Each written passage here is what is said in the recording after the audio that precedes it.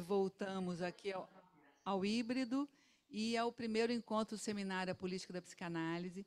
E a gente vai voltar ao tema dos negacionismos, que é um tema que está aí e que nos provoca, né? Então, a gente discutiu ano passado, acho que foi com o Michel German, né? E agora o Romildo vem trabalhar.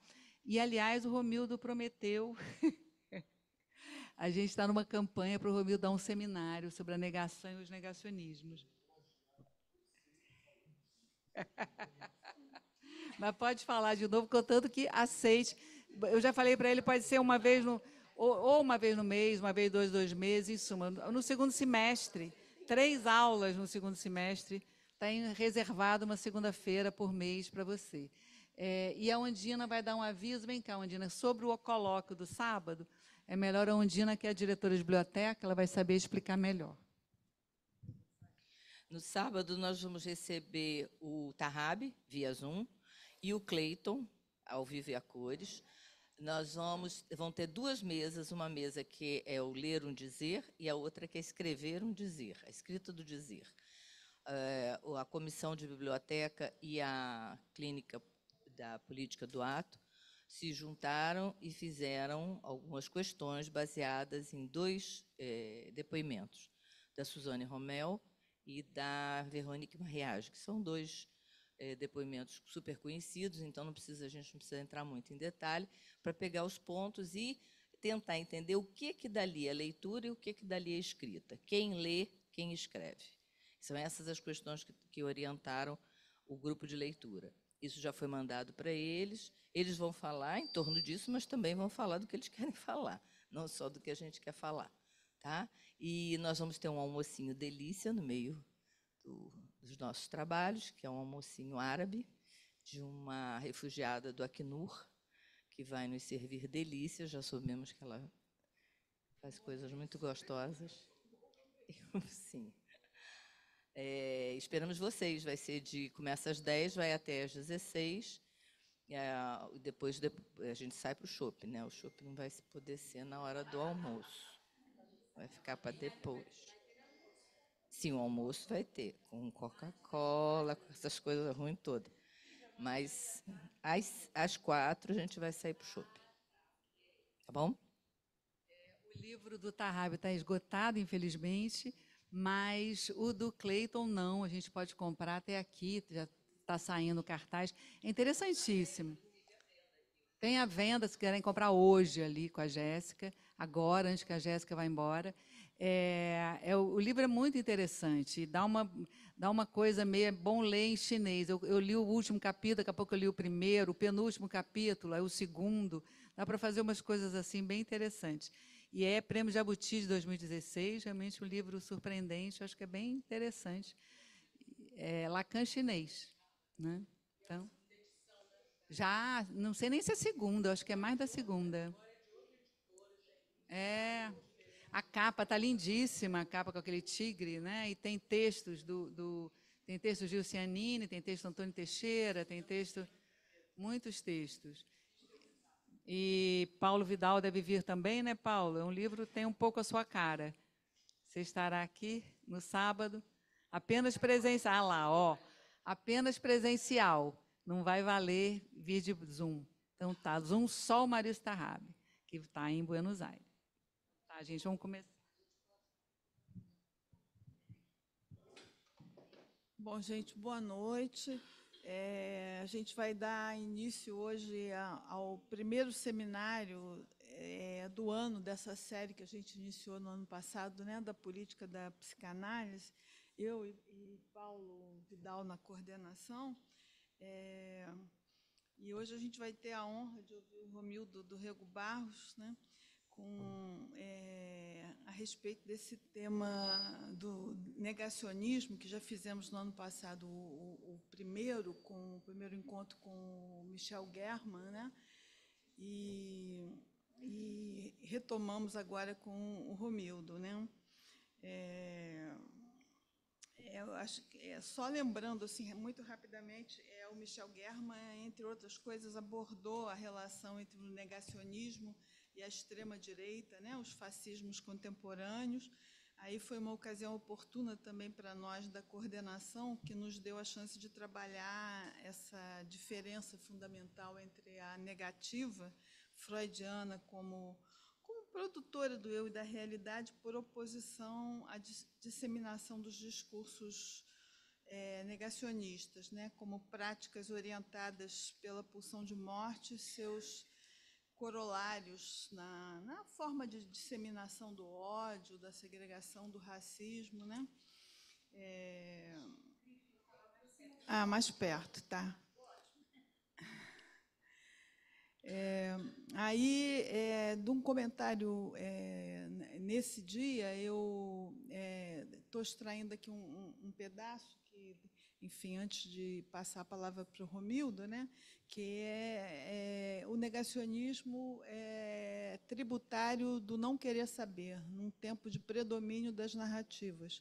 Isso aí é uma questão que talvez eu seja mais propriamente minha, né, aí mas que, como foi sugerido e despontou mais a partir também desse contato com a fala do Michel, aí estou trazendo aqui para, enfim, para ver se a gente se vai ter alguma utilidade em relação à apresentação do Romildo, né? Mas é essa ideia de que há uma depreciação da verdade com essa proliferação das narrativas, né? Então, em poucas palavras, a hipótese, o comentário que eu trago para o Romildo é se em tempos de evaporação do pai, nas palavras do Miller, experimentamos uma depreciação na relação com a verdade. Aí, remontando a Lacan, a relação, abre aspas, né, na relação verídica com o real, tal como ele falava já no artigo sobre a psiquiatria inglesa. Aí me parece que isso se relaciona com esse empobrecimento metafórico da linguagem, esse embrutecimento que acompanha esse negacionismo contemporâneo, né, que voltou a tomar a cena desde... Aqui no Brasil, né, para localizar de uma forma mais próxima, desde 2019. Né?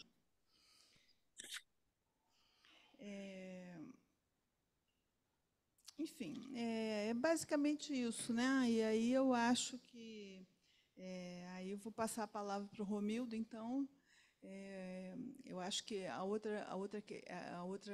outro ponto importante também, eu acho que o Romildo vai tratar, né, de uma forma mais profunda, essa diferença entre o que é essa constituição do eu, né, a partir da negativa, e o negacionismo, né, que é essa apropriação por um discurso totalitário, né, nesse sentido de que pretende dar conta e que tem a consequência de reduzir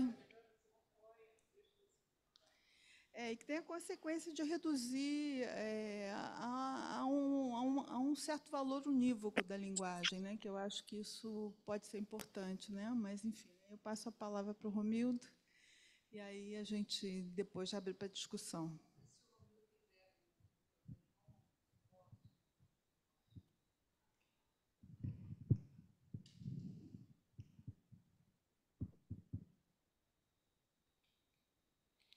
Bom, boa noite. Eu queria antes explicar que essa minha fala de hoje, na verdade, vem de uma confluência. O primeiro foi Cristina, que me convidou, em nome dela e de Paulo Vidal. Já faz algum tempo, né? Já faz alguns meses que vocês me convidaram para falar aqui do negacionismo. E depois eu estava tomando um café com Inês Lamy, lá na Livraria da Travessa, e eu disse que eu tinha vontade de dar um seminário sobre a negação, não negacionismo. O texto de 1925 de Freud, que é um texto, enfim, tem que ser bem trabalhado. Aí, alguns dias depois, ela me escreveu dizendo: eu estou vendo aqui que você vai participar de um seminário sobre negacionismo, por que você não tenta juntar duas coisas para já servir de preparação para o seminário, provavelmente no segundo semestre, se eu entendi bem. Então, eu não disse sim nem não, mas não pude me afastar dessa junção que Inês Lamy fez. Eu acho que a minha tarefa, que foi inspirada por Cristina, seria continuar um pouco o que foi dito aqui por Michel German. Aí eu fui ler e reler 2, 3 vezes o texto dele, que é grande, né? De um texto de quase 30 páginas, e é um texto muito amplo. Quer dizer, realmente é uma aula que ele dá, que abrange tudo, né, sobre negacionismo e a história, e não era meu propósito, em parte por falta de competência, em parte porque realmente não era esse meu interesse. Então, me parece que o que Inês me disse me provocou. Quer dizer, por que não tentar fazer uma certa aproximação entre o negacionismo e o texto freudiano de 1925, A Negação? Depois me arrependi de ter escolhido isso, porque é dificílimo juntar essas duas coisas. Michel German, quando ele veio aqui, já faz 2 meses, 3 meses? Tem mais? Porque eu chamei de recente palestra, não é tão recente assim. Ele disse o seguinte, é o comecinho da conferência dele, que eu anotei. É um prazer estar aqui com vocês, agradeço o convite. Começo dizendo que esta é uma oportunidade de diálogo que eu tenho, pois não me lembro de já ter sido convidado a falar de negacionismo com psicólogos ou psicanalistas. Então, eu peguei essa frase do Michel German e fiquei me perguntando se ela nos convidava para alguma coisa. Como o negacionismo não faz parte do léxico psicanalítico, não é um significante da psicanálise, eu comecei a entender a fala de Michel German como uma espécie de um convite para que a gente faça uma aproximação justamente entre o negacionismo, em particular o negacionismo político, e o conceito de negação do pequeno artigo de Freud, são 5 páginas, de 1925. Aliás, foi mais ou menos o mesmo convite que Cristina Duba fez na abertura do seminário de Michel German. Ela disse, tentei, então, fazer uma distinção do que é a negação para nós, na psicanálise, e o que é o movimento sistemático de negação do negacionismo e sua apropriação política, que alcança o ápice nos movimentos nazistas e neonazistas. Vai muito além de nazistas e neonazistas, mas, digamos, são os mais pesados, digamos. Eu queria começar fazendo uma afirmação absurda, que é a seguinte: se se diz que a Terra é redonda, é porque ela é plana. A Terra é redonda, logo ela é plana. Esse logo da conclusão demonstra que o fato de ser dita redonda é a prova mais cabal de que é plana. Digamos, para abrir um pouco a relação entre aquilo que se afirma e aquilo que se nega, num negacionismo mais rastaquera, mais banal. Então, é evidente que aqui já cabem algumas perguntas do tipo: qual é a prova de que a Terra é redonda? Para afirmar que ela é plana, a gente precisa assentar a ideia de que é redonda. A afirmação a Terra é plana está ligada a uma afirmação prévia de que a Terra é redonda. Sem a Terra ser redonda, não há Terra plana. É isso o negacionismo. O negacionismo é a negação de algo, ou seja, se refere a uma afirmação prévia. Isso é fundamental. Se o inimigo diz que ela é redonda, isto prova que ela é plana. Se ele aconselha a vacina, é porque vacina faz mal à saúde. É um argumento, digamos assim, um argumento de combate.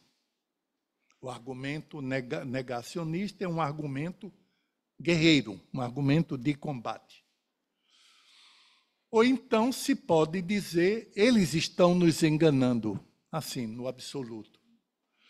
As fotos da NASA são falsificadas e os outros argumentos, todos, são mentirosos.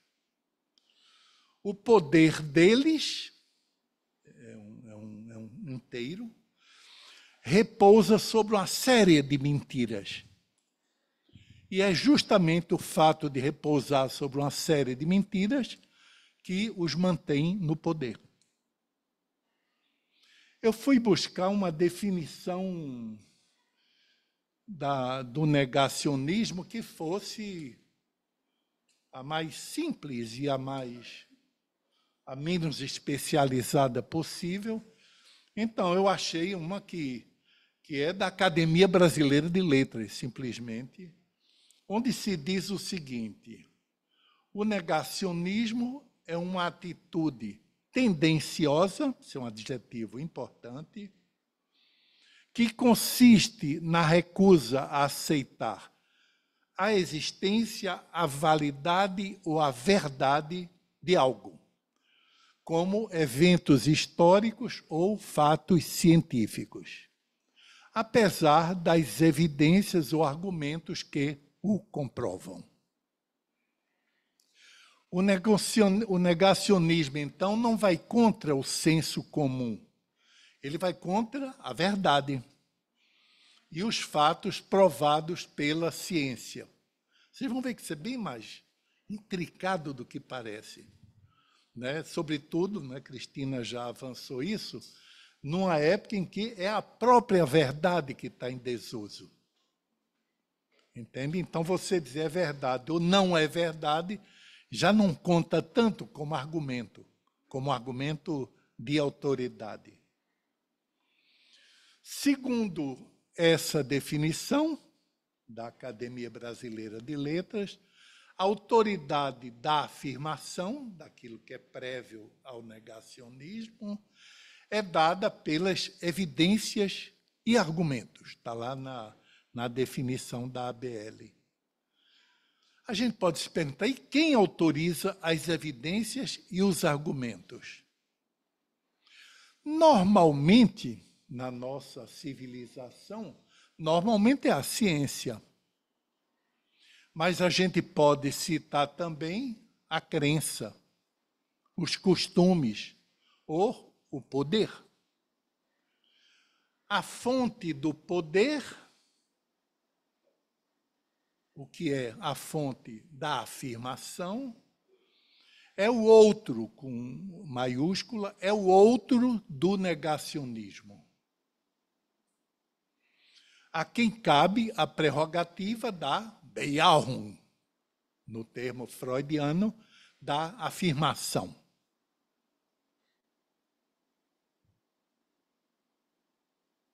Tem uma coisa interessante aqui que eu peguei, é uma citação um pouco longa, mas eu posso cortar. O Instituto Nacional de Ciência e Tecnologia em Comunicação Pública da Ciência e da Tecnologia fez uma pesquisa, entrevistou 2.069 pessoas maiores de 16 anos em 2022. Aí vocês vejam como é interessante. Esse estudo mostrou que 27% das pessoas entrevistadas que negam a existência das mudanças climáticas também se recusam a vacinar seus filhos. Não é interessante?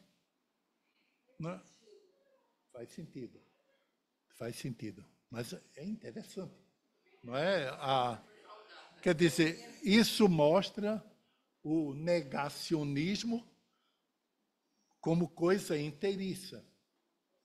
Não é? Você é negacionista. Então, você nega uma porção de coisas. O negacionismo, com esse nome, não é? Vem do final dos anos 70, né? Isso eu me lembro bem. Em 1978, né? Um professor da Universidade de Lyon publicou um artigo que fez um barulho, um sucesso muito grande na França e na Europa, onde ele dizia que as câmaras de gás nunca tinham existido e que o próprio genocídio dos judeus era uma falsificação histórica. Ele era historiador, não é? Então, foi a partir daí que tanto o apoio ao negacionismo quanto a crítica e o combate contra o negacionismo ganhou uma força e uma presença muito grande. Ele deve ter morrido, ele se chamava Robert Faurisson.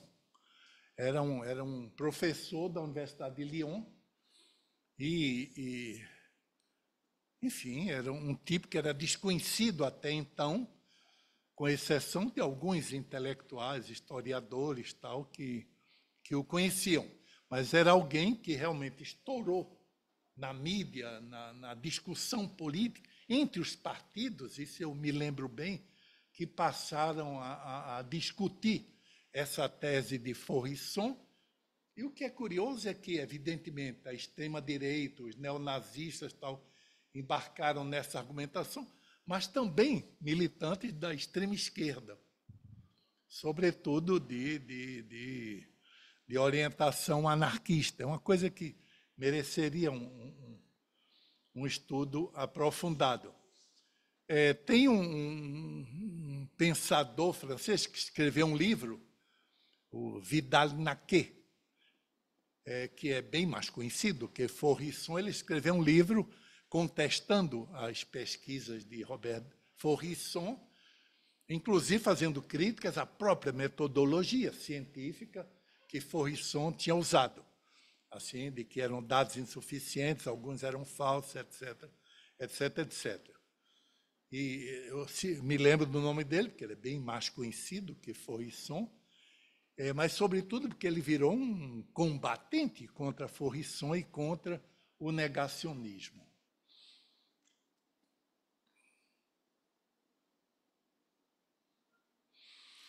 Nessa pesquisa se diz que esse fenômeno já foi observado nos Estados Unidos e que no Brasil, somente nessa época, em 22, é que se tinha observado que havia essa tendência de o negacionismo constituir um bloco de várias negações. Michel German, aqui no Rio, ele disse: o negacionismo da vacina, o negacionismo da pandemia, o negacionismo do genocídio, todos nascem dessa gramática. Quer dizer, há uma gramática fundadora do negacionismo e todos os negacionismos particulares obedecem a essa mesma gramática.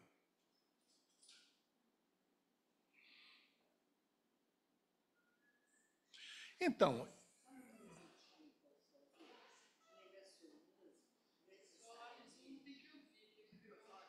o negacionismo necessariamente ele está ligado à ciência, porque a minha questão é se sempre não terá havido negacionismo, entendeu?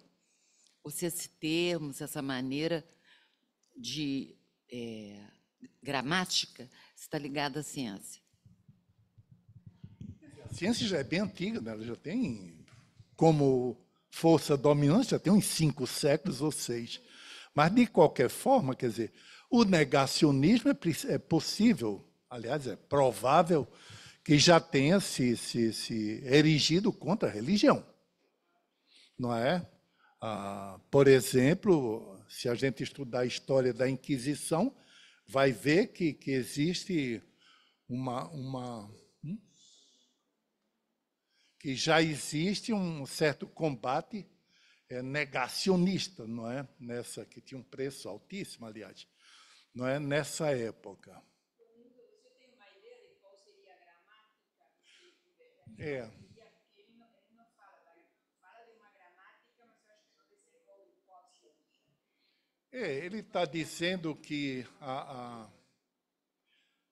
essa gramática que ele está falando é, digamos, os mesmos princípios. Assim como se é negacionista em relação à vacina, veja o último governo brasileiro, é evidente, assim como se é negacionista em relação à vacina, essa mesma pessoa será negacionista em relação a... É isso. Digamos, o significado negacionista está acima dos casos particulares de negacionismo. Não é? É evidente que o negacionismo contemporâneo ele surge em relação ao Holocausto judeu. Não é? Há um professor também francês chamado Henri Rousseau, que Rousseau não escreve como AU, não é. Rousseau com O. Você que vai anotar o nome dele. Não é R-O-U-S-S-O, não é Rousseau, não é de Rousseau, o pensador, não. Bom, então isso me parece bem importante porque a gente aprende que o negacionismo vai bem além de uma opinião. Vai mesmo além de um combate político. Não é? Esse é o primeiro ponto que eu queria deixar com vocês, a ideia de que o negacionismo vai muito além de uma opinião e não é um combate negacionismo contra a ciência, que seria o mais atual, o mais contemporâneo, mas é um negacionismo como pura negação. Você pode ser negacionista sem afirmar coisa nenhuma. Tá? Não houve genocídio de judeu. Eu não preciso mostrar que os judeus sobreviventes são os que escaparam do genocídio. Eu não preciso provar nada, apenas eu tenho que ter um palanque bom para divulgar o que eu estou dizendo. Foi o caso do Robert Faurisson, também pela época em que ele apareceu, que era uma época em que, digamos, o combate do pós-guerra contra o nazismo tinha se arrefecido um pouco. Então, ele aparece como uma pessoa desconhecida e intelectual, quer dizer, alguém que passava a vida fazendo pesquisa. Uma primeira pergunta que eu faria para vocês. Será que o não do negacionismo, tem um não, o não do negacionismo, é um não relativo ao teor de uma afirmação? Por exemplo, a grama é verde, logo ela é vermelha. Tá? É alguma coisa que tem uma afirmação, digamos, primordial, e o negacionismo se insurge contra aquela afirmação primordial. É isso, ou, o que é bem mais instigante, se trata de um não absoluto. Um não absoluto que se aplicaria a qualquer objeto que fosse afirmado, dependendo, claro, de quem fez a afirmação. É nesse absoluto, que é, aliás, um falso absoluto, que se inscreve, esse é o coração do que eu tenho a dizer, que se inscreve a raiz do cinismo. Já não se trata de saber se tal ou qual afirmação é boa ou má, correta ou incorreta, mas de negar qualquer afirmação que tenha um inimigo como autor. Então, já dá para entender por que é inteiriço o negacionismo, é porque é um combate político. Então, o que vai definir contra o que eu vou me insurgir como negacionista, não é o argumento, mas é o autor da afirmação. Ok? Se o autor da afirmação me diz que grama é verde, eu sou capaz de provar que ela é vermelha. Tá? Então, é um não absoluto. Isso me parece bem importante. E o que é que o cínico visa? Se é verdade, isso fui eu que pensei, que se poderia falar de cinismo a partir disso. E o que é que o cínico visa? Digamos que visa constituir uma massa que siga a sua negação, sem discutir. Eu sou macho, não tomo vacina. Então, muito macho se lascou com isso. Faz sentido? Faz sentido? Então, existe uma autoria da afirmação, mentirosa ou verdadeira, que autoriza a assunção de um certo setor da massa. É nesse sentido que o negacionismo é eminentemente político. Porque, querendo ou não, isso era um professorzinho desconhecido de Lyon e que virou um personagem francês. Entende? Por quê? Porque ele passou a ser um militante público das teses negacionistas contra o Holocausto.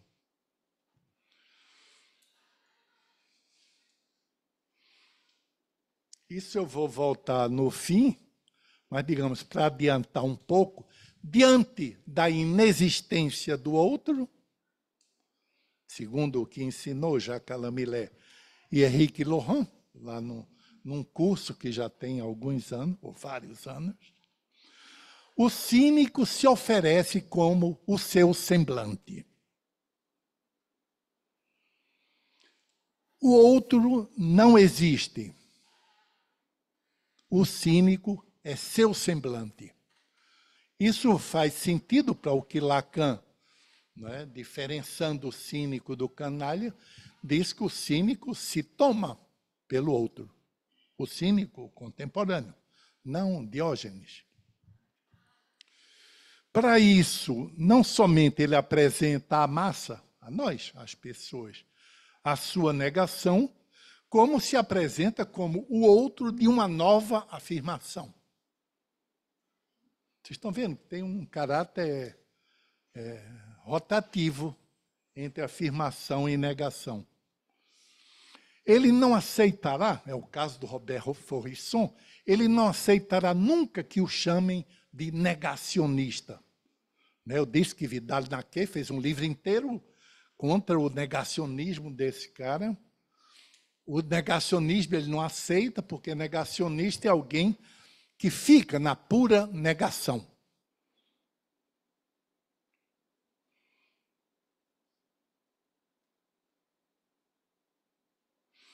Faurisson se dizia e aceitava ser chamado de revisionista, não de negacionista. Revisionista é alguém que revê as conclusões prévias a partir, digamos, dos princípios da ciência. Ele se considerava um cientista da história, mas ele pesquisou a vida inteira, apesar de dizendo que era meio fraco, né? Assim, a base de pesquisa dele parece que era meio fraca, mas, enfim, ele se dizia revisionista. É bem curioso que, revisionismo tem uma história política que não vai exatamente nessa direção. O que é um revisionista? É alguém que propõe, e é por isso que ele aceitava, ele propõe uma nova visão dos fatos e propõe uma nova afirmação que é discordante. Mas não discordante no sentido do negacionismo. Revisionista, ele pretende corrigir a pesquisa de quem fez a afirmação e não de dizer nada. Isso não serve para nada. Bom, eu faria uma pequena hipótese teórica, é alguma coisa que eu pensei de ontem para hoje, mas que é necessário como hipótese. O que faz do negacionismo algo de universal, Ou seja, o negacionista do Holocausto é o mesmo da vacina, é o mesmo da Covid, é o mesmo, etc., etc., que pode se referir a qualquer e a todo objeto, dependendo de quem o enuncia. E aqui, justamente, é o primeiro passo em que o negacionismo se distingue da negação freudiana. É o cinismo, ou melhor, o outro da afirmação na figura do cínico, que, segundo Lacan, faz às vezes de outro, com maiúsculas. Esta, me parece, seria talvez a diferença fundamental, pelo menos uma das diferenças, entre o cínico contemporâneo. É impressionante a quantidade da literatura que existe sobre o cinismo.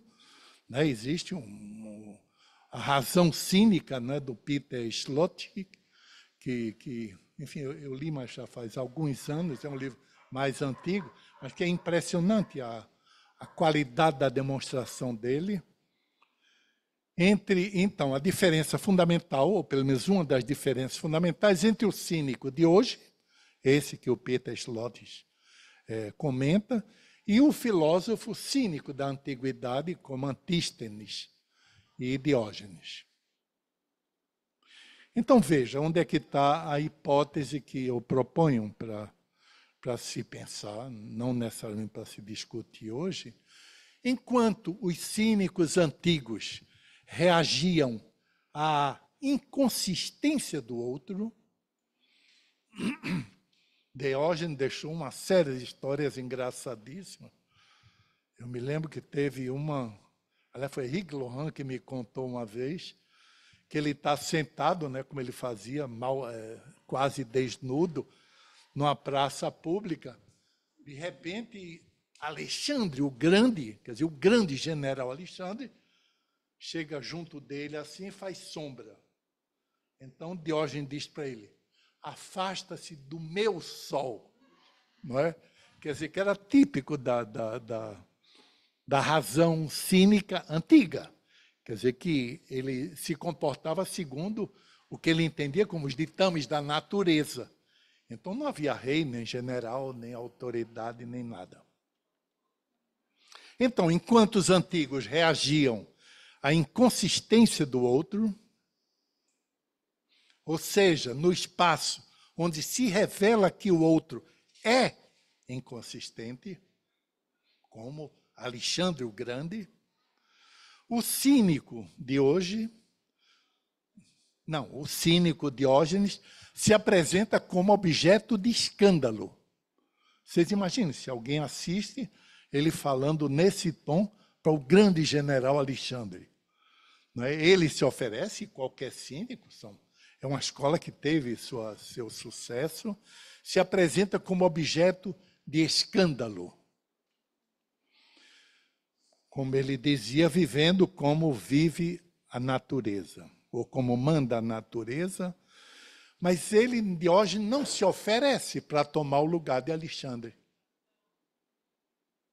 Tá? A posição dele é diante da inconsistência. Você é o outro, mas o outro é inconsistente. Essa seria uma afirmação que Diógenes podia fazer para o grande general Alexandre. Então, eles não se ofereciam para ocupar o lugar do outro. Eles eram cães, eram o dejeto da humanidade. Digamos, o princípio filosófico que eles levavam à prática da vida é o de se comportarem como dejetos. É claro que, dizendo isso, eu estou remetendo a esse brilhante artigo A Salvação pelo Dejeto, de Jacques Lamillet, que tem, sei lá, acho que uns 10 anos por aí. O cínico contemporâneo, esse que é trabalhado, né, talvez o grande clássico, é um livro dessa grossura, seja esse, da razão cínica. O cínico contemporâneo, diante da inexistência do outro, e não da sua inconsistência, quer e se oferece para ocupar o seu lugar. É por isso que eu estou dizendo que o negacionista, ele propõe uma afirmação, e que, na verdade, tem com a negação uma relação circular, me parece. Ele, como dizia Lacan, ele se faz de outro. Então, quer dizer, me parece que, na verdade, essa falação toda... Falei melhor, né? Não? Nessa falação toda, eu extrairia 2 argumentos. O primeiro é que um dos pontos que pode anular a diferença entre o negacionismo e a negação é o cinismo. O cínico contemporâneo, ele se apresenta como aquele que nega, no negacionismo, isso torna negacionismo e negação a mesma coisa, ou pelo menos que estão no mesmo patamar. Aliás, é até difícil você achar qual é, né, o que você pede na sua abertura. É difícil você achar qual é a diferença entre negacionismo e negação, que de fato tratam de coisas bem diferentes.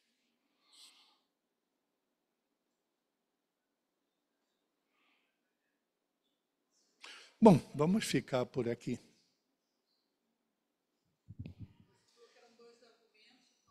Só falei um. O segundo é que, enquanto o cínico antigo, Diógenes, Antístenes, o cínico antigo combatia a inconsistência do outro, se apoiava na inconsistência contra o outro, o cínico contemporâneo, que faz bem parte da nossa moral contemporânea, ele aplica, digamos, a força dele na inexistência do outro. Não há outro e ele sabe disso. É isso. Ele se oferece como outro a partir do saber dele de que não há outro. Né? O outro é inexistente. Enquanto o Diógenes, não, o outro existe. Ninguém é mais outro do que o general Alexandre. Não é? Diógenes sabe que o general é poderosíssimo, podia mandá-lo matar, mas é inconsistente como outro. Tá? É isso, é isso. Tem o uso sábio da ironia, no sentido de que, ao mesmo tempo que ele xinga o outro pode dizer muito pouco, além de matar a Diógenes, por causa da sua inconsistência. Tá? É uma denúncia nesse sentido. Enquanto a inexistência do outro dá ao cínico contemporâneo o lugar do outro, né? Como Lacan apontava. Né? O canalha diz, não há outro, o cínico se apresenta nesse lugar. Bom, vamos conversar um pouco. Isso. Obrigada, Romildo. Acho que tem uma riqueza aí de questões enormes, né? Eu fiquei pensando, assim, antes de passar a palavra para as pessoas que quiserem fazer alguma pergunta, o que é? Tá. Eu só queria fazer uma colocação, uma pergunta para o Romildo, né? Quer dizer, se a gente pode aproximar desse cínico contemporâneo, né? A gente pode pensar que isso, esse se pôr aí como outro, vai dar essa consistência, essa paixão pela destruição, melhor dizendo, né? Isso poderia se relacionar com a paixão negacionista pela destruição, né? Porque destruição, eu estou pensando, né? Ainda na linha dessa aproximação com os fascismos contemporâneos, né, com os neonazismos, né, contemporâneos, né, enfim, essa. Oi? É outra coisa para se colocar, né? Agora as perguntas, vamos fazer uma lista. Tá. Não sei se Paulo quer colocar alguma coisa antes da lista. Tá. Então, Paulo pode falar, por favor. Aí depois eu vou anotando aqui a lista.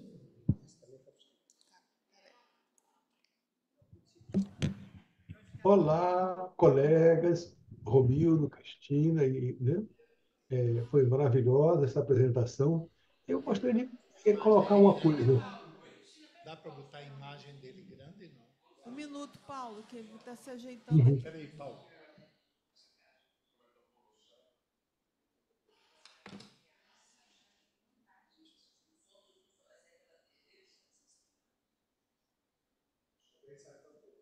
Eu estava tentando se dá para botar a imagem dele grande.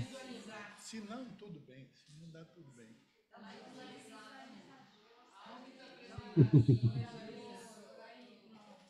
Olha, pronto. Pronto, pode falar, Paulo. Ficou menos nítida, mas é verdade que é grande.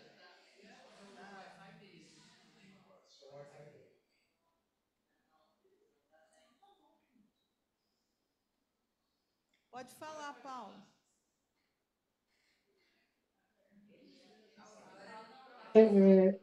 O negacionismo foi muito visto a partir do discurso da ciência e da verdade da ciência. Agora, a verdade da ciência, se a gente pega, né, o texto de Lacan sobre a ciência e a verdade, é apenas uma das verdades, a verdade formal. A ciência não toma a verdade como causa. E aí eu me pergunto se o negacionismo não tem a ver justamente com é, essa característica da ciência, de apresentar somente assim a verdade formal, né? Outra coisa que eu achei muito interessante que você destacou é essa aí, essa distinção entre o cinismo, né, de Diógenes, etc., né? E o quê? Ele denuncia os semblantes, e esse que me parece eu nem chamaria de cínico, é canalha. Por quê? O que ele procura é o quê? É justamente levar em conta a própria vontade de gozo. Né?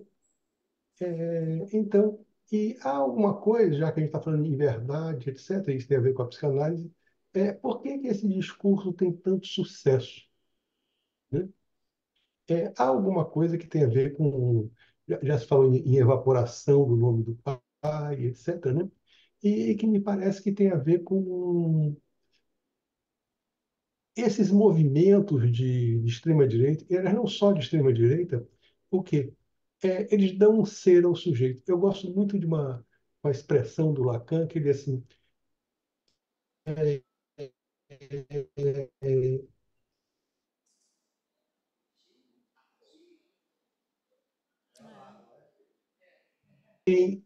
quem odeia é. Né? Paulo, Então, pode o ódio dá um repetir? ser para o sujeito. Não é à toa que Lacan chama o ódio de paixão pelo ser. Paulo, pode repetir, porque E dá falhou uma aqui. certeza também.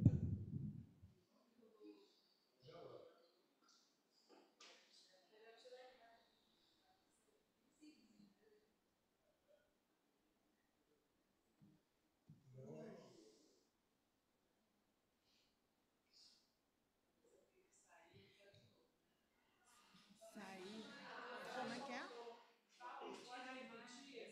Paulo, pode repetir. Paulo, repete, por favor, a sua a última parte do que você disse, que falhou aqui.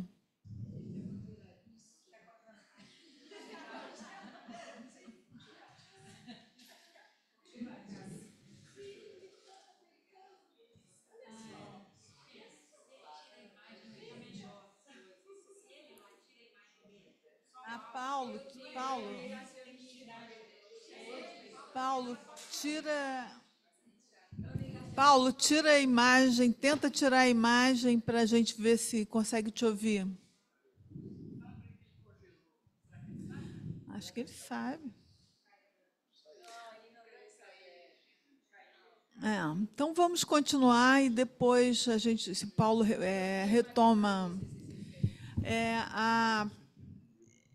primeiro pediu a Maria Silvia, foi a Ana Lúcia? Ana Lúcia, então.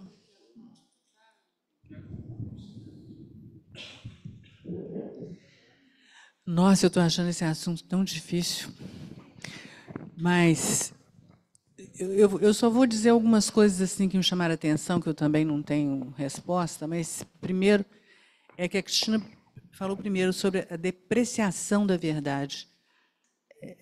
Eu acho esse termo forte, né? E eu acho, depois o Romildo tomou a palavra, e tanto o Romildo quanto o Paulo parece que estão indo na mesma direção dessa depreciação da verdade, que não é mais o verdadeiro e o falso, ou a verdade ou a mentira, né? Mas é uma depreciação da verdade. Então, eu acho que...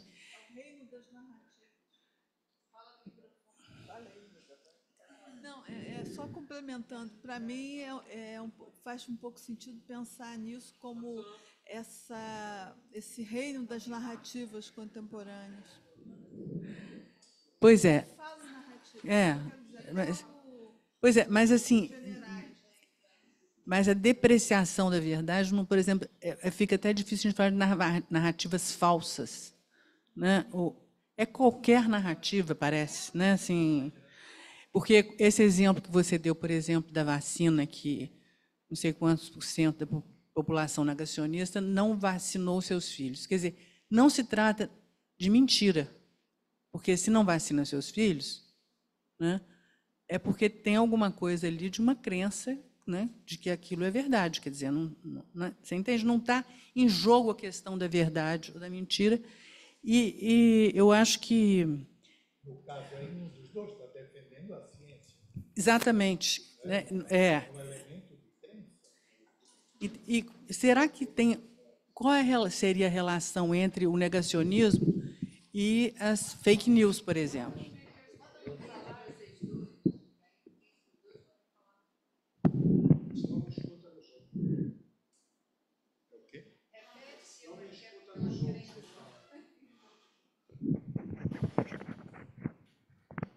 Eu estava comentando a partir do que a Ana Lúcia falou, né, da percentagem muito alta daqueles que não se vacinaram, que são os mesmos que não isso, não aquilo, não aquilo. E então a gente pode ver que isso não é uma discussão científica. Bolsonaro nunca usou um argumento científico. E, no entanto, ele era um mito. Uhum. Não é? E o que, aliás, é um termo justo, né, para a posição que ele queria. Né? Então, digamos, existe aí um debate, uma discussão afirmacionista, negacionista, no campo da crença. Uhum. É o que, em psicanálise, nós chamamos de transferência. Transferência. Isso é fundamental. Qual é o mecanismo que pode mobilizar uma adesão não científica? A gente tem exemplos cotidianos. É a transferência. Pois é, mas aí a gente vai entrar numa outra discussão dessa liderança mobilizada por ele, que é uma liderança diferente da liderança, por exemplo, do Hitler, né? Mas, para continuar aqui na questão do negacionismo, eu queria ver isso. Primeiro, a relação entre o negacionismo e a fake news, porque não necessariamente uma fake news é um negacionismo, né? E não necessariamente se acredita na fake news. Exatamente. Isso é que é trágico. Aí é que está a diferença. Se acredita no negacionismo, não se acredita no fake news. Por isso que eu insisti na importância de quem enuncia. Não é? Me parece que esse é o ponto principal. Bolsonaro, né? dizer, eu sou macho, não me vacino, vou ter uma gripezinha. Né? Aquele pessoal do... Como é que chamava? Tinha um nomezinho? Aquele pessoal que ficava ao redor do palácio todo...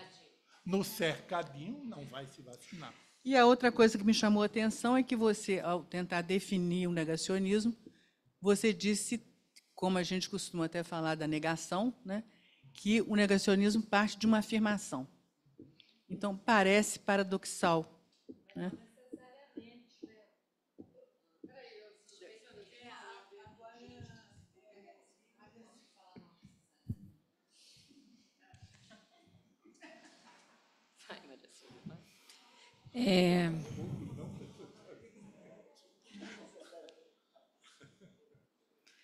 Bom, estou um pouco assim, perdida em relação a... Estava com muita vontade de falar, mas vocês, então, tem a expansão da verdade, que começou. Depois eu me interessei pela questão da gramática e eu perguntei se a gente poderia, já que estamos falando em gramática, qual seria? Pensei na gramática do delírio, por exemplo. Quando Freud escreve uma gramática, qual seria essa?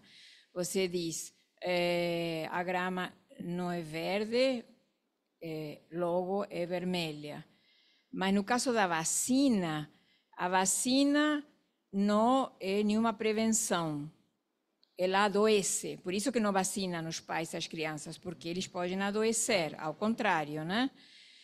Agora, isso por um lado. Por outro, esse negacionismo, ele está fundado, não me parece numa tanto crença, sino quase uma certeza, porque senão não teria efeito, esse efeito de massas, ou seja, depende de quem fala, como vocês dizem, concordo, depende de quem toma a palavra, isso é fundamental, mas além disso, convoca, digamos, dá a ver uma certeza, uma crença que, por isso me faz pensar muito na psicose, ou seja, como se fosse um ponto quase psicótico, né? Não tem argumentos, nada vai fazer você convencer alguém que se convenceu que a Terra é plana, que ela não é. Ou seja, todos os argumentos são inválidos. Então, ele vai continuar. Inclusive a fotografia do planeta. Exatamente. Já não tem nada, tudo é inventado. Então, veja, quer dizer, eu falei de crença, foi, digamos, em acréscimo à ciência. Né? Em geral, quando se fala... Quer dizer, quando houve Auschwitz, mudou, mas, digamos, a ideia do negacionismo se dava pela não aceitação de princípios científicos. Não é? Depois do Holocausto, virou, assim, diretamente político. Né? Quer dizer, houve um genocídio e há gente contra o genocídio e apareceram, aos pouquinhos, pessoas a favor, ou dizendo que não existiam. Não é? Então, não há prova científica propriamente, e se houver, adianta de muito pouco. Não é? Quer dizer, é uma coisa muito... Eu me lembro um livro que me impressionou, que eu já li há uns 20 anos, O Martelo das Feiticeiras, aliás, de vez em quando eu cito ele aqui, a Inquisição, como é que funcionava, e as pessoas iam ser queimadas acreditando que aquilo era para a salvação da alma. Não é? Quer dizer, há um ponto aí, eu agradeço a Maria Silvia, porque é exatamente o ponto de certeza que aproxima a fundação de uma massa da psicose. E se vê em Freud, não é? Com o argumento da hipnose. Não é? Agora, eu posso fazer uma observação aqui? A destruição. Eu me lembro que há uns 2 meses atrás, um jornalista, Mário Vitor dos Santos, me chamou. Ele tem uma entrevista longa, assim, de 1 hora e pouco, todo sábado às 6 horas. E você viu? Pois é, uma delas fui eu que falei, e eu atribuía a um suplemento na estratégia da extrema-direita, que é a ideia diretamente voltada para a destruição.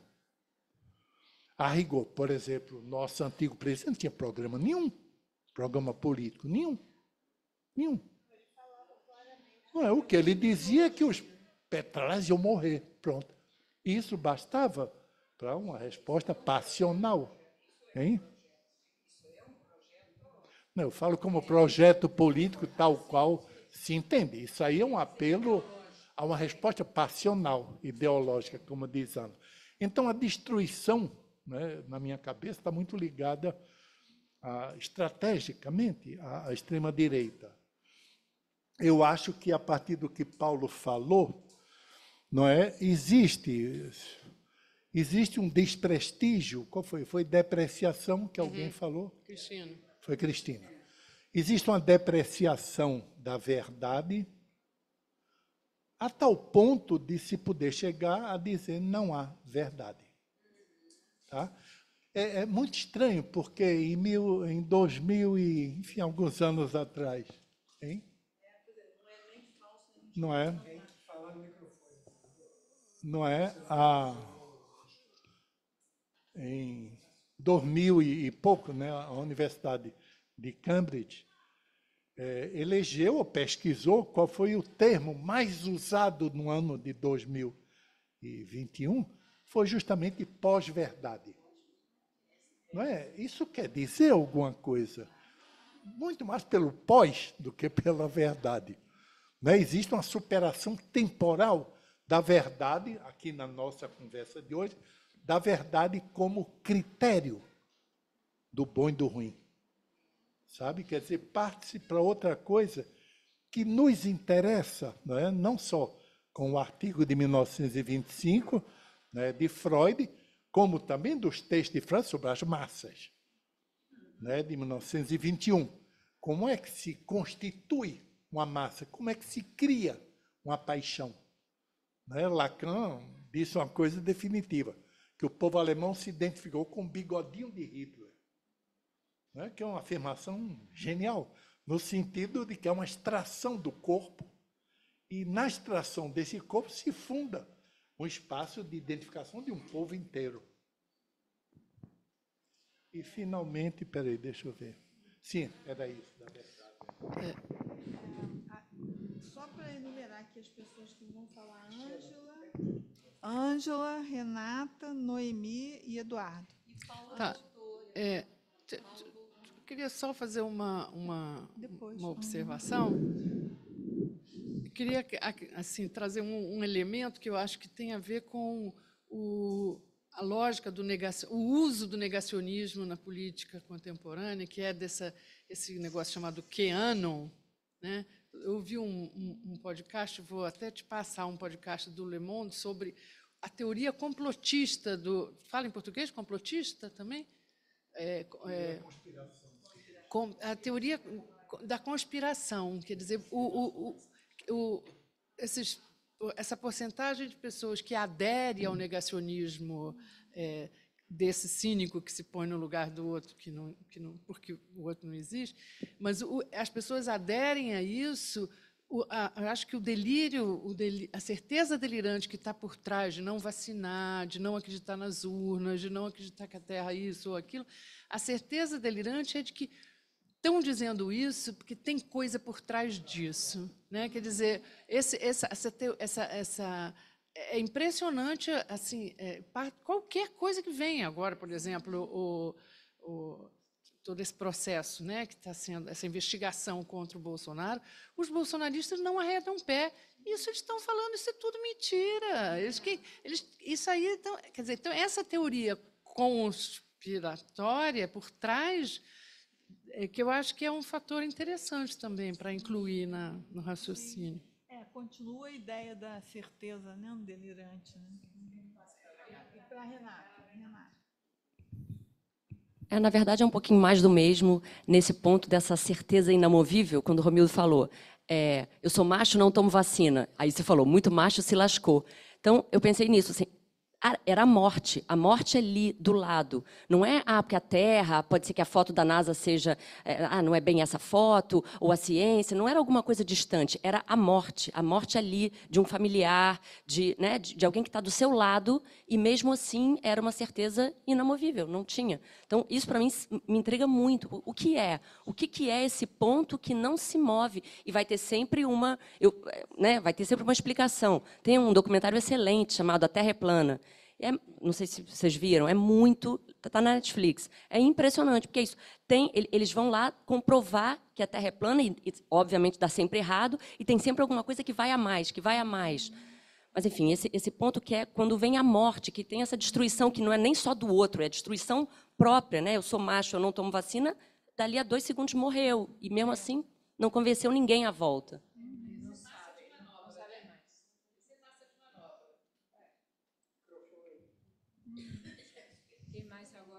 Agora, Noemi.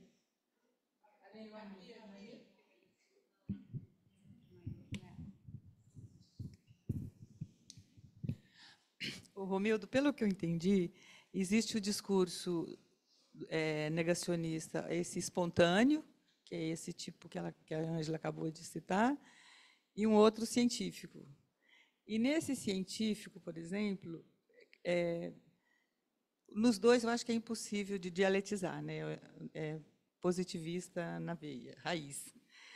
E com esses dispositivos da neurociência, a neurociência se incluiria nesse científico?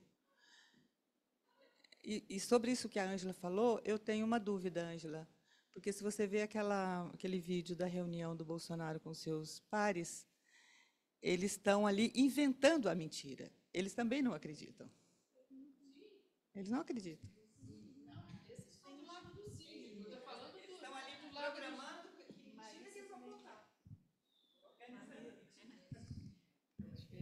Tem uma ordem, mas eu só quero fazer uma diferença entre o cínico que o Romildo demonstrou para a gente e que é esse que se põe no lugar do outro, que é toda essa teoria aí que eles inventam. Tudo, bom, e os 20 e tantos por cento, esses 20 e tantos por cento que não vacinaram os filhos, não são eles que inventaram que a vacina faz mal, eles seguem, porque eles acreditam delirantemente que essa história de vacina foi porque tem coisa por trás disso. Isso aí, não sei se eu fui clara.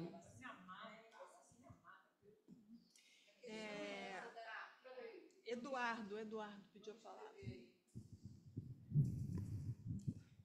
Temos 12 inscritos. Eu acho que a gente pode parar. Né?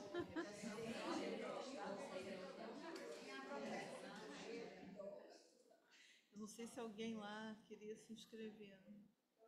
Não tem.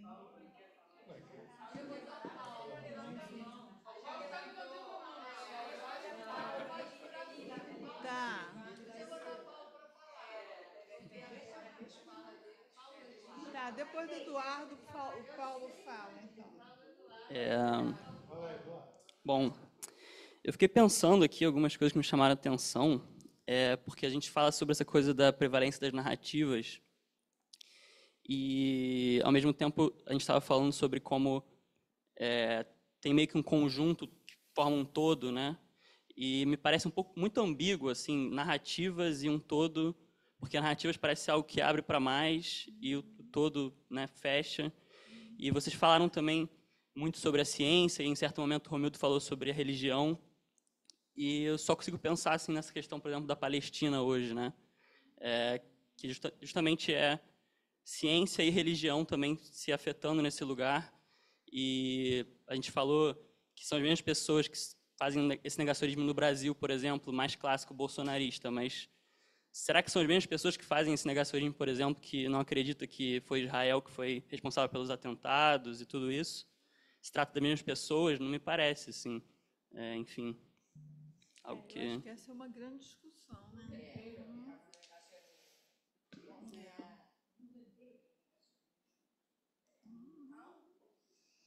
Certo. Então, vamos passar para o Paulo agora?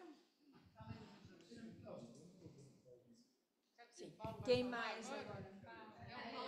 Depois de Paulo, eu coloco depois. Mas depois tem Tem, a Cristina está coordenando. Posso falar? Posso. Uma coisa que me chamou a atenção é que ele falou assim que, falando Paulo, da tira a sua imagem extrema-direita, para do ver se o seu som bolsonarismo. chega, Paulo. Tira a Paulo, imagem, tira a Paulo. imagem. Fica só a voz, que aí chega. Isso. Que o bolsonarismo pretendia o retorno ao estágio anterior, que é a definição freudiana de pulsão de morte. E ele não deixa de ter uma certa razão. Se você pega o livro dele, e também o do João César de Castro Rocha, há uma nostalgia de um momento, e tem a ver com o que a colega estava perguntando, em que havia uma conjunção entre religião e Estado, né? Não havia essa separação. Aí me parece que como que isso tem a ver com a modernidade, inclusive com a ciência, né? A ciência, ela limou o sentido, né? E essas ideologias dão sentido. para a existência dos sujeitos, né? A ciência é uma verdade é formal. Eu acho que a gente tem que também se perguntar um pouco o que é verdade, né? Há vários tipos, né? A verdade da ciência é a exatidão. Mas o que a gente toma como verdade, né? Tem algo que o Lacan diz assim, a verdade fala, né? Ela surge quando a gente fala. Troca uma palavra, etc., né? Ô Paulo, eu tenho a impressão, sem ter muita certeza, de que nos tempos de hoje existe uma novidade, que é a ligação, que é íntima, entre a ciência, a técnica e o mercado. Sim. Isso muda tudo. Isso muda tudo. Digamos que o critério da ciência, ele existe se ele for vendável. Não é isso? Exato. Quer dizer, se ele, digamos, é econômico para se fazer e se é vendável, ele é verdadeiro. É uma coisa meio pragmática e talvez um tanto cínica.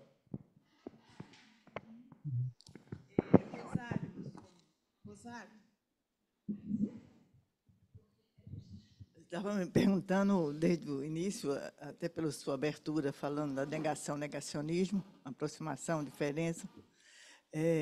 O que é que esse debate todo sobre o negacionismo afeta a psicanálise e o que é que a psicanálise pode dizer sobre isso? Então, mesmo nessa dimensão da depreciação da verdade, porque Lacan mudou a relação dele e o valor dado à verdade, mas não foi de depreciação.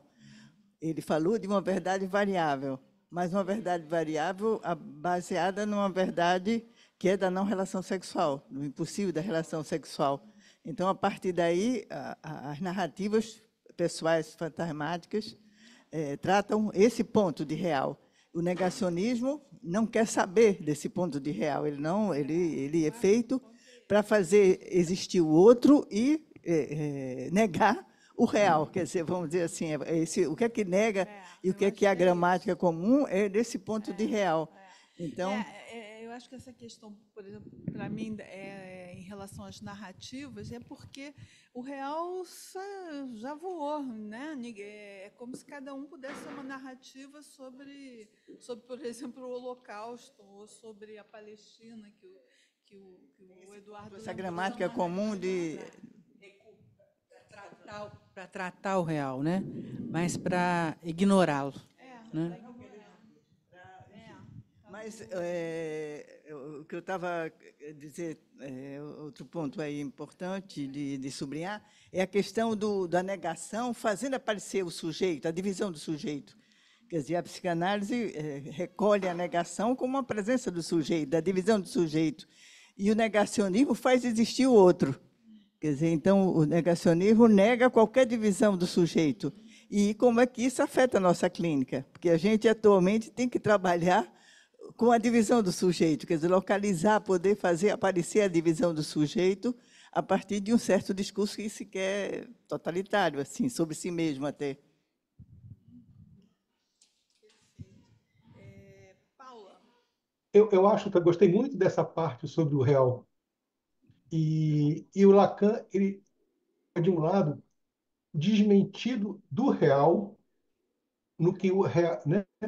Desmentir o real, e o outro que o real desmente o sintoma, por exemplo.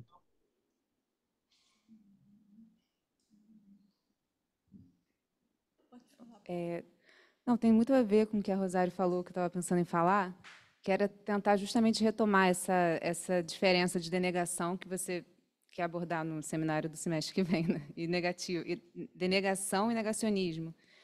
E eu acho que dá talvez fazer isso pela relação, dá para fazer isso pela relação com o real, justamente, né? Como a Rosário estava falando de alguma forma, né?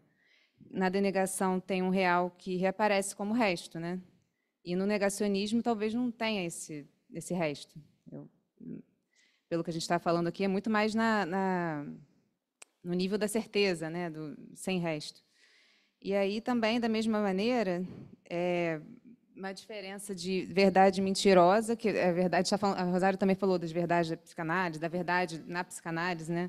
Que tem a ver com a verdade mentirosa, ficção que é uma verdade, é ficção que é verdade, mas que tem alguma relação com o objeto, com o real, né? Que orienta essa verdade. Enquanto que na pós-verdade parece que não, né? É o que a gente está dizendo aqui, mais ou menos, acho que é por aí, né?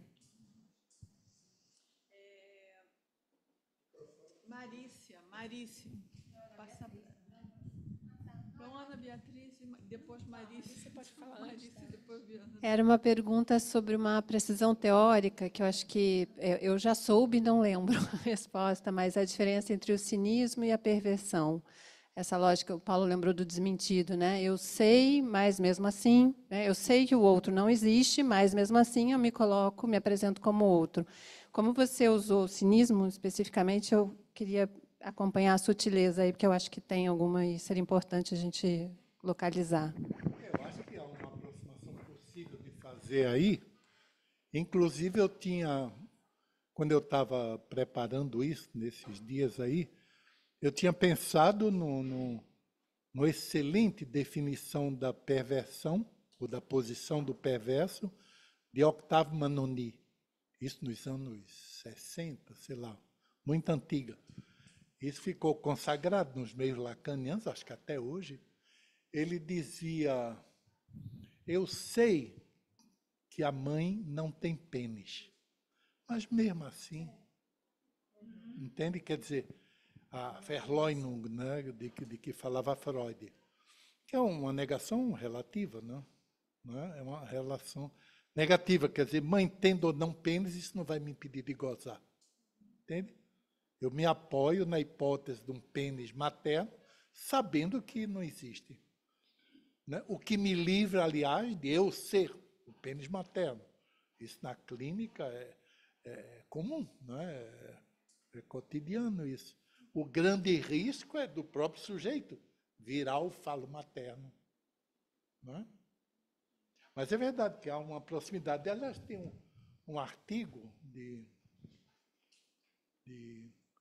uma colega nossa do IPLA, um dos institutos de São Paulo, em que ela faz, enfim, depois se você quiser eu posso lhe dar referência, ela faz a aproximação entre a canalice, a perversão, o cinismo, etc, etc. Eu escolhi o cinismo, aliás, é uma coisa que está fresquinho na minha cabeça, foi hoje ou ontem que eu pensei nisso, porque é mais fácil de definir. Definir o cinismo é fácil. A canalice é um horror. Né? Fica difícil de demonstrar.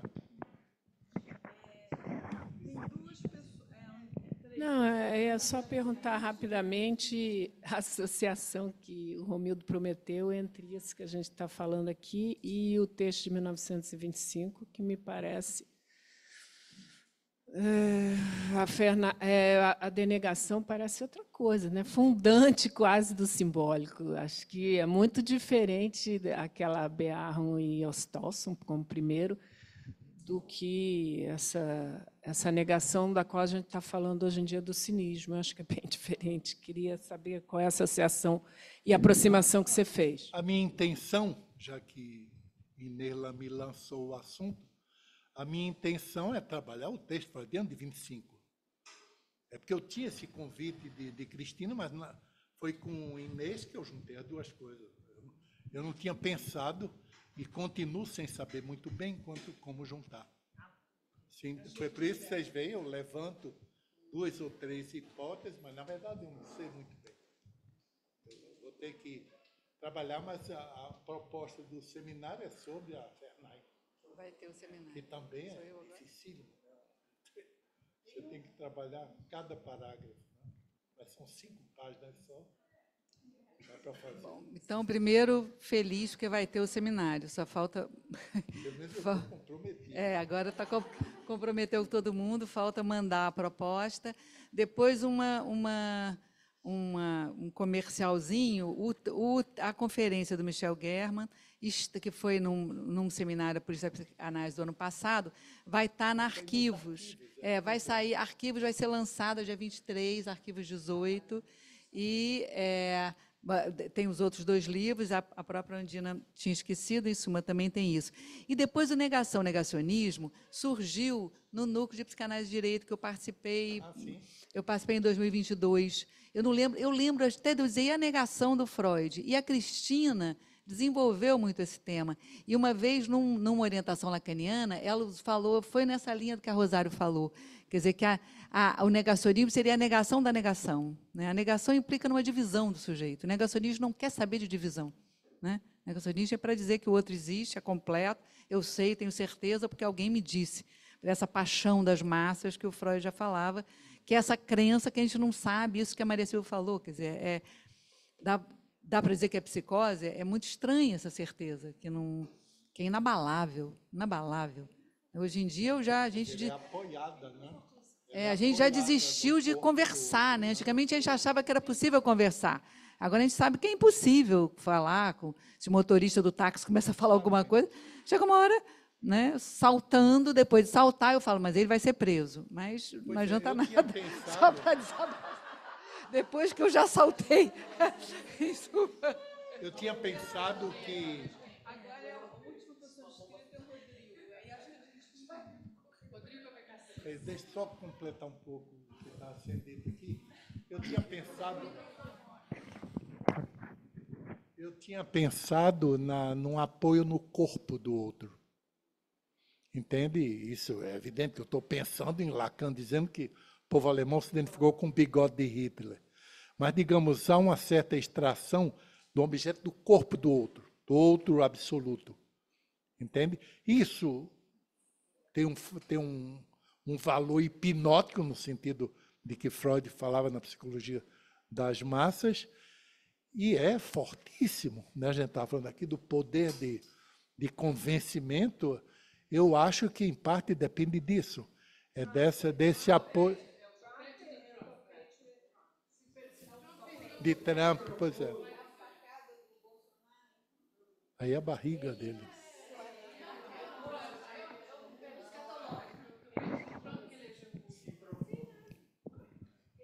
Quem é que vai falar?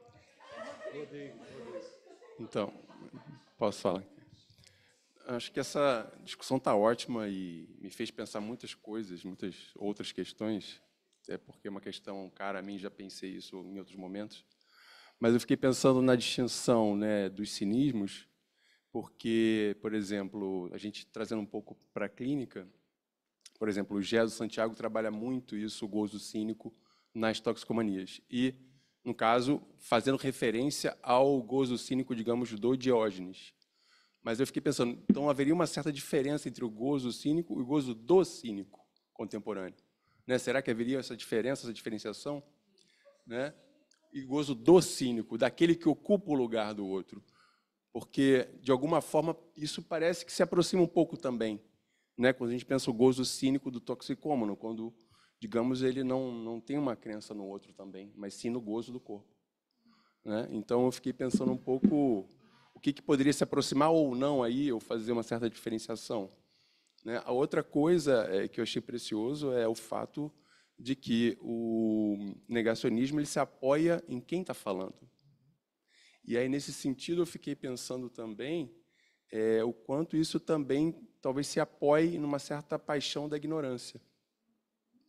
Né? E aí a gente pode ampliar um pouco mais isso, não necessariamente, talvez só na política direita e esquerda, mas, enfim, né? Alguma coisa que se ampliasse um pouco mais quando a gente fala de paixão, não necessariamente de delírio, né? A gente pode pensar no delírio também, como foi pensado aqui, mas também no caso da paixão. Então, acho que por aí, eu acho que tem um campo, talvez, de pesquisa, não sei.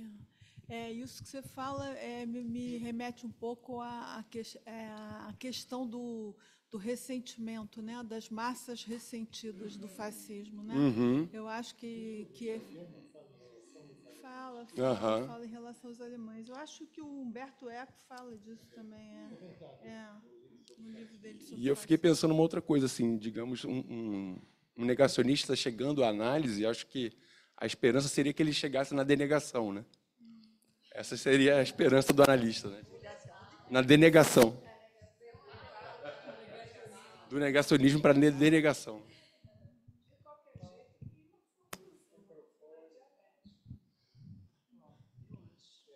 há um ponto importante aí, que a paixão da ignorância é uma paixão pelo ser.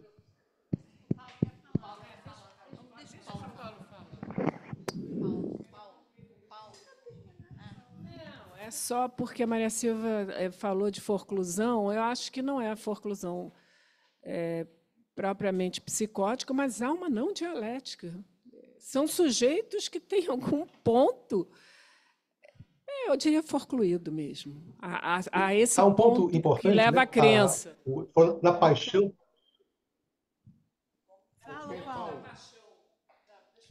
É que essa paixão pela ignorância, né, que o Lacan diz que é uma das 3 paixões pelo ser. Ela justamente dá um ser, confere um ser. Eu sou isso, eu sou aquilo, né? Isso é muito importante hoje em dia para as pessoas. Dá uma certeza em um ser.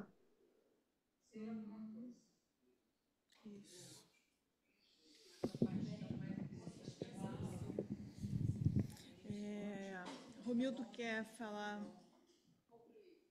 para concluir?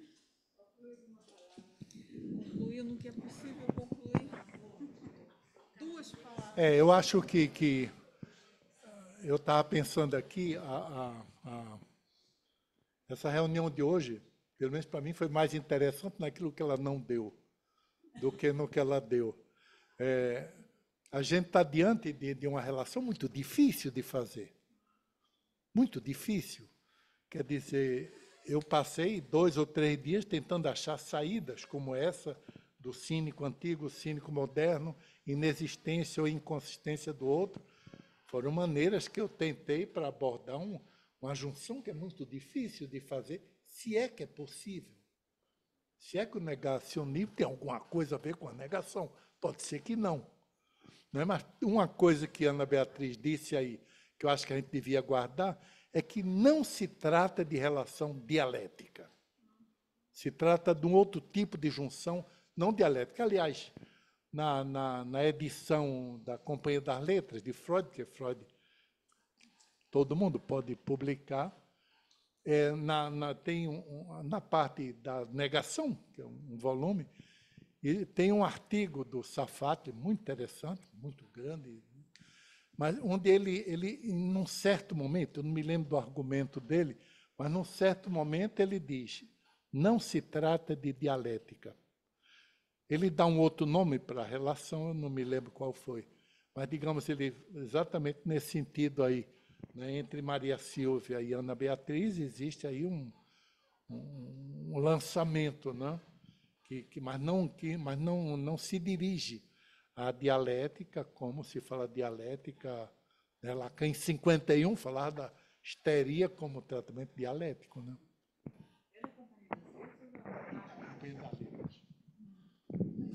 Existem vários.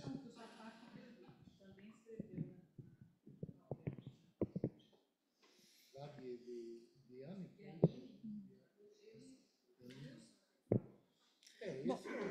um artigo bem grande. Um artigo muito bom e muito grande. Mas se trata mais de separar do que conjugar negacionismo e negação.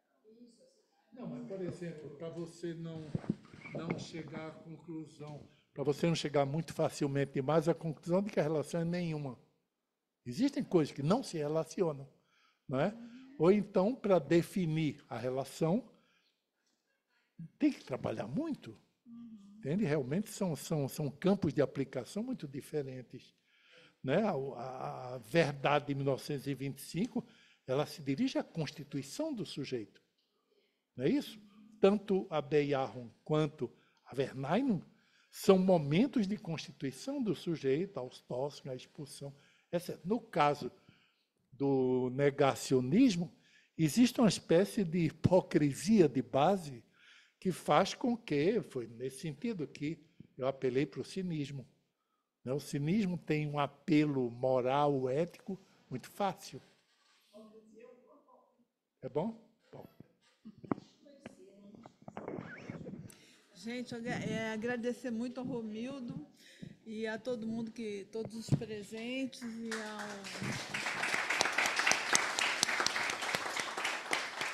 ao E só lembrar que o próximo seminário